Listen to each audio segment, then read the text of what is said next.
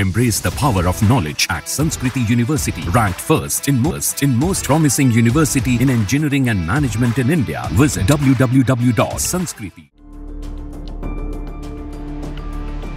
भारत के विदेश मंत्री एस जयशंकर ने एक बार फिर चीन को खरी खरी सुनाई है।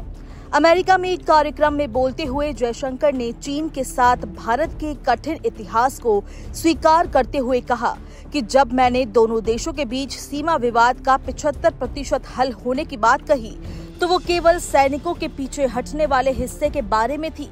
विदेश मंत्री ने कहा कि अभी दूसरे पहलुओं में चुनौती बनी हुई है। एशिया सोसाइटी पॉलिसी इंस्टीट्यूट में एशिया सोसाइटी को संबोधित करते हुए विदेश मंत्री ने इस बात पर भी जोर दिया कि कैसे चीन ने कोविड महामारी के दौरान सीमा पर सेना की तैनाती बढ़ाकर पिछले समझौतों का उल्लंघन किया, जिसके परिणाम स्वरूप सैनिकों में झड़प हुई और दोनों पक्षों को नुकसान हुआ। जयशंकर ने कहा कि इस घटना से दोनों देशों के द्विपक्षीय संबंधों को नुकसान पहुंचा है। चीन के साथ हमारा इतिहास मुश्किलों भरा रहा है।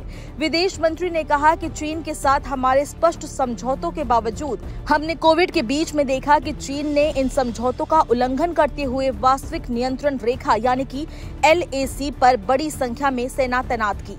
ये संभव था कि कोई दुर्घटना हो और ऐसा हुआ भी, इसलिए झड़प हुई और दोनों तरफ से कई सैनिक मारे गए। जयशंकर ने स्वीकार किया कि टकराव वाले बिंदुओं के अधिकांश हिस्सों को हल कर लिया है, लेकिन अभी तक चुनौतियां बनी हुई है। उन्होंने कहा कि विशेष रूप से सीमा पर गश्त के अधिकारों के संबंध में अभी संघर्ष बना हुआ है।